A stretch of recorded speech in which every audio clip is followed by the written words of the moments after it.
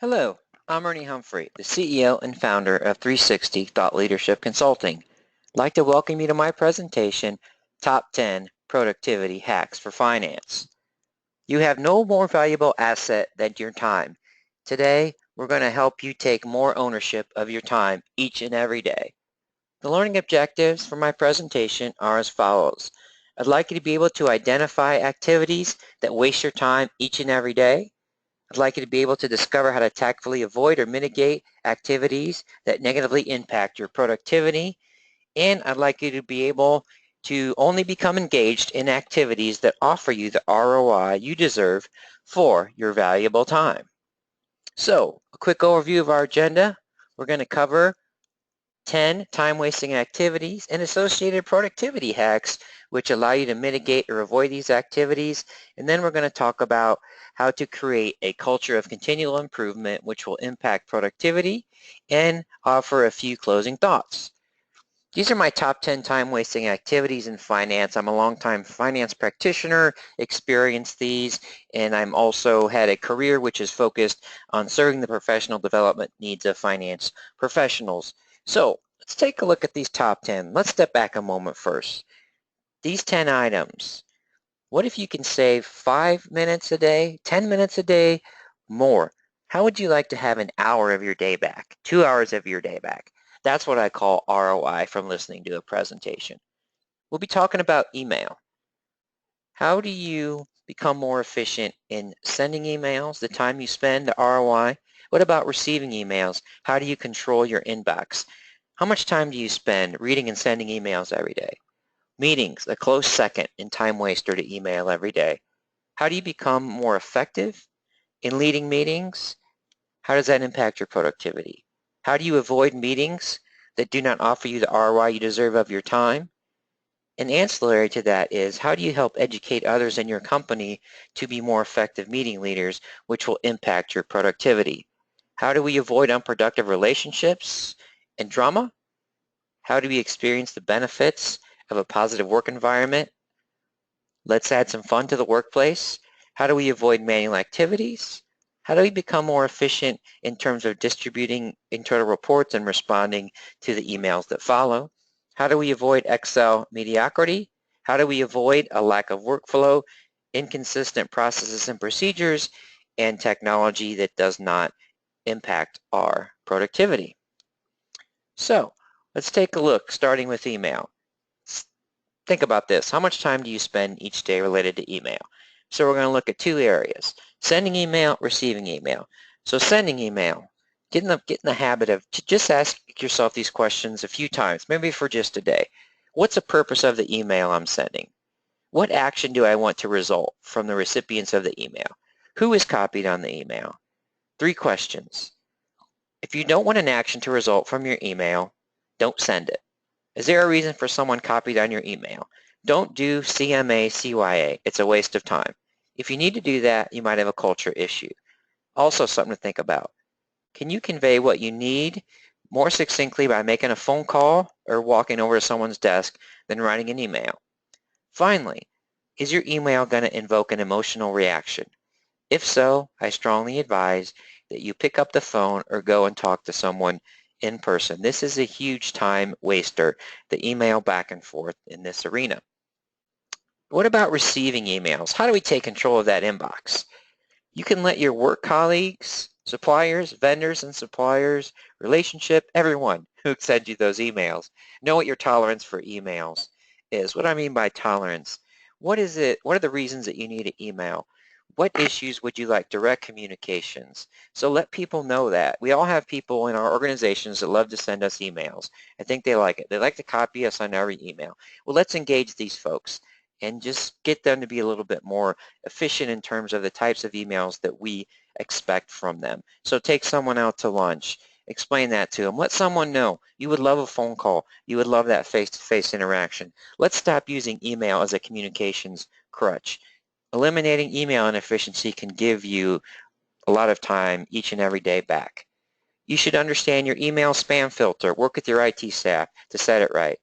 And finally, do not accept getting 10 or more emails every day that reduce your productivity. I know we don't like it to be zero, but let's start with 10. Here's a great way to get your arms around this. At the end of a given workday, go back. Look at all the emails you've received. Mark the ones that impacted your productivity. They offered you no ROI from your time. Take a look at who sent it and why they sent it. So internally, we talked about how to mitigate those. And sometimes you'll get emails that are automated. So how do we take a look at managing those more effectively? Let's look at the subscriptions that we have. Unsubscribe. Why do we need these emails? So unsubscribe from those. Here is my overarching best practice for emails in terms of incoming email. Have 0 unread emails at the end of each day. If you're not able to do this, this just speaks that you need to gain more control of your inbox. Myself, if I had 20 emails or 50 or 100 each day, that would negatively impact my productivity each and every day.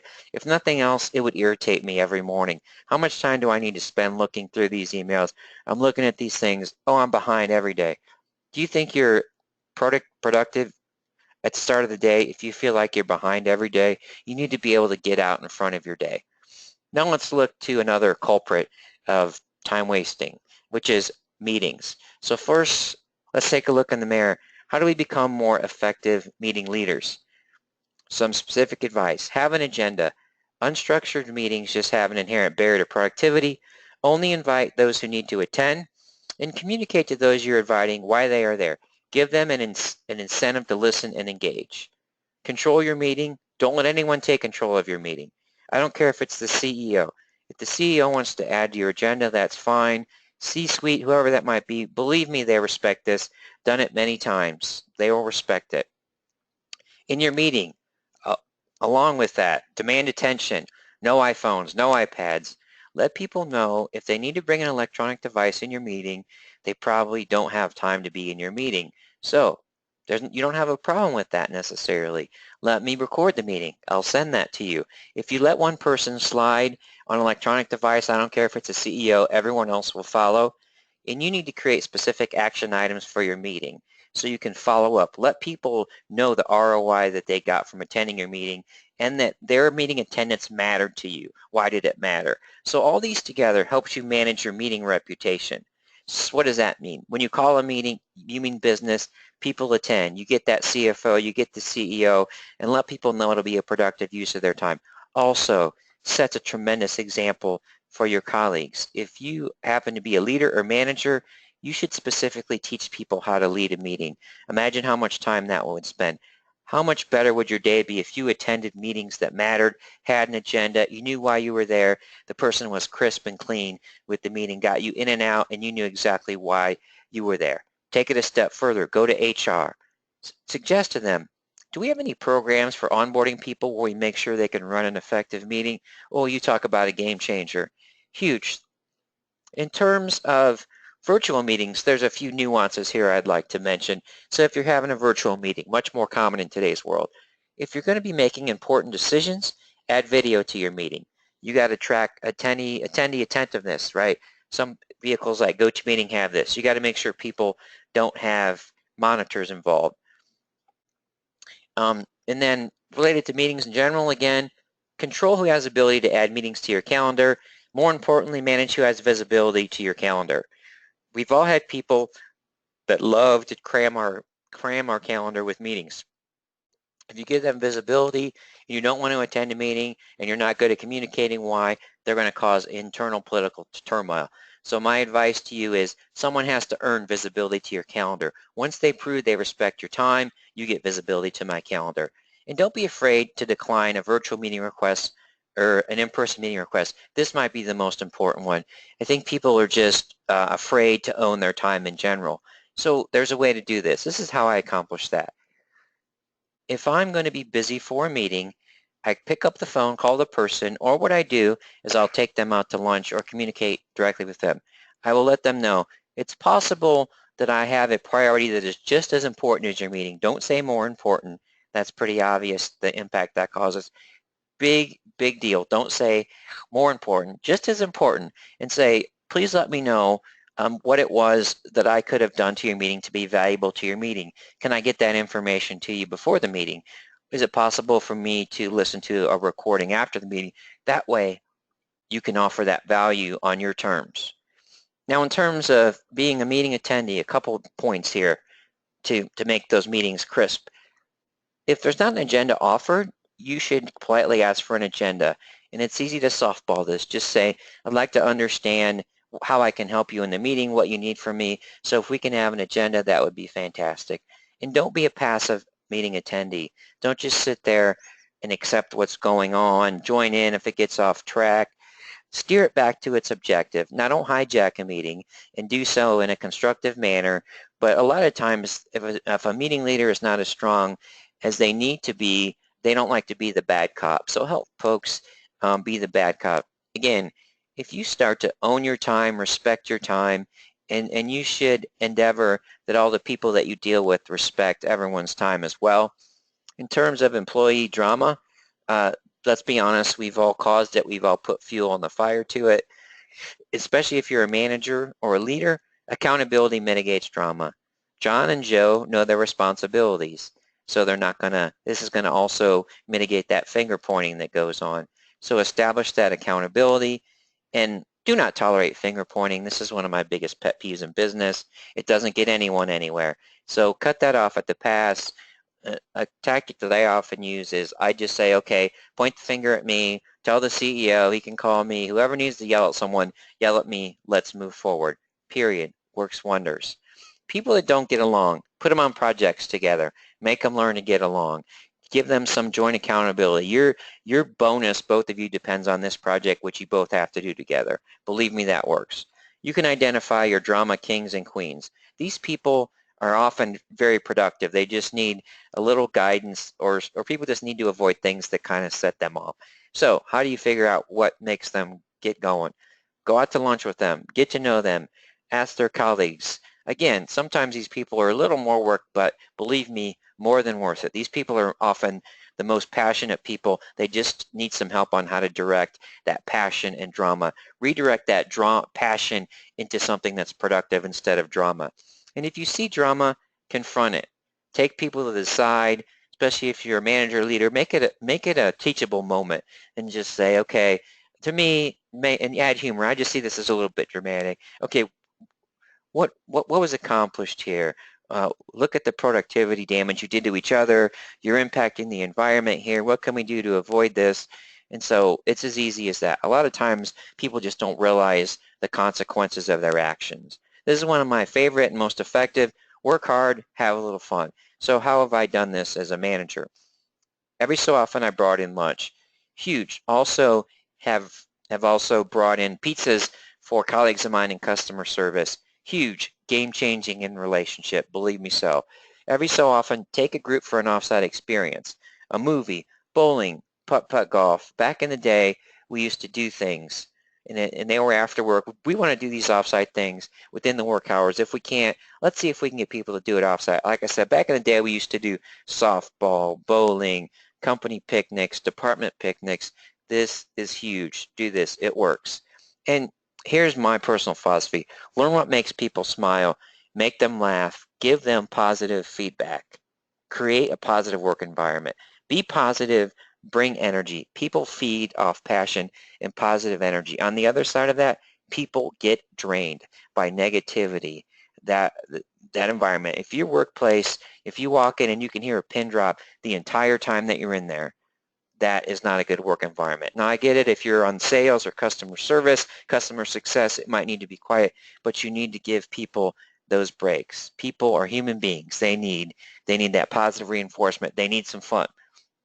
In terms of internal reports, finance, we do those. Here's my tips for having efficient internal reporting. Review every internal report. Categorize them. Necessary. Not sure, don't get it. Stop sending those in the do not get it category. If someone needs it, let them justify it to you. In terms of not sure, send an email out to the few people on there. Ask them why they need the report. If it's needed, great. Keep doing it. If not, stop sending it. And then in terms of the necessary, let's just look at who's on the distribution list. And for all of them, let's just automate those as much as possible. Now let's talk a little bit about Excel. In finance, it's almost become a shame to use Excel. So we're in the business of shaming each other. Get away from Excel. Excel HE double toothpicks. Excel is evil, all those good things. Well, Easier said than done, right? We need Excel on some level, and finance is just kind of a fact, a way of doing business. It can be minimized, but we know it, we love it, we're kind of addicted to Excel. So if we are, that's fine. Let's optimize it. Excel courses are a dime a dozen. Get the training you need. Don't sit there and mess with a macro for 2 hours. Don't mess with a VLOOKUP. You can get these courses, do them over lunch, invite your colleagues, make everyone in your department an Excel guru for what it is you need to get done. What do you need to do in Excel? Everyone should need to know how to do it. And then there are risks with Excel. Mitigate them. Understand the risk. Lock down your content. Create an audit trail. Automate the importation of data as much as possible. Again, avoid those problems of Excel mediocrity. In terms of workflow, let's try and put workflow around everything we do in the workplace. Why? Workflow is a foundation for repeatability, consistency, quality, scalability, flexibility. All of these things have a positive impact on productivity. On the other side of things, inconsistency, what happens with that? Inefficiency, ineffective collaboration, rework, confusion, inhibits analysis, more painful audits. What does that mean? Negative impact on my productivity. Technology can be your greatest friend or your foe. Let's start with foe first. Technology is not magic, can give people a false sense of security, very dangerous. Do not drive a Porsche when you need a moped in terms of your systems. Technology can empower best practices, extremely powerful, but it needs to be aligned with people and process. Also, cloud-based technology often allows these chatter functions which allow people to communicate in real time. Get people to leverage these functions, show them how to use it, mitigates issues. Oftentimes it mitigates email exchanges. It's so incredibly powerful. Anything that gives you visibility and increased collaboration. If you facilitate a culture of continuous improvement, the benefits are unbounded. So if you teach people to value their time, value their own time, value your time, it's going to be awesome. Teach yourself and people how to define the ROI for their time. Measure it, monitor it, have goals for it. Let's just take a look back, a step back at those 10 time-wasting items I gave us. Let's do 2 examples. Email. How much time do I spend on email each day? What's my goal? Measure it, monitor it. I spend a half hour. I want to get down to 20 minutes. Set myself a goal. Make it fun. Email or meetings. How much time am I in meetings each week? Let's put a goal, ROI, and help people discover the joy of continuous learning. These things are all incredibly powerful. That continuous culture of improvement. Here it is in terms of goals. If you're a more visual person, seems like basics, but believe me, it's powerful. This is another slide you might want to print out. Create your goals. Post your goals. What does that mean? Communicate your goals. Understand them. Post your goal progress. Where are you at? How far are you to the goal post? How are you going to get there? Meet your goals. You're going to get to the finish line. Celebrate them for 5 seconds. Woo, woo, woo. Now go again. Create goals. It's a cycle. It's fun. Just keep on moving the line. And so don't get to the finish line and stop. Celebrate. Okay, we did that. Woo, AP project. Woo, woo. Now we don't have to look at AP for 2 more years. Big mistake. Incredibly powerful. So let's take a step back. Again, top 10 time-wasting activities. Print these things out. Look at all 10 of those. You'll have the slides. Just take a look at these. Think about it. 5 to 10 minutes a day. More than that. 1 hour, 2 hours. Take your time back. A few closing thoughts. Time is your most valuable resources. Own it, respect it, teach others to do the same. You need to communicate efficiently, effectively, with purpose. Doing that increases your productivity. Automation is your friend. You want to collaborate and build accountability through mutually beneficial relationships. Take the time. Take people out to lunch. Get on the phone. Walk over to people's desks. Do not rely on email as a crutch. Work with purpose, not out of your inbox. Huge. One of the best pieces of advice I've ever gotten. And if you are a manager, do not force your people to continually work out of their inbox. Manage that. Talk to them about it. Let them be creative. Let them offer value. Give them a chance to breathe. You want to develop and manage connections that matter, and you want to own the employee experience that you have and your team. So, positive work experience, positive environment. What impacts your productivity? Let your manager know. Let your colleagues know. Let HR know. Control that employee experience for your team.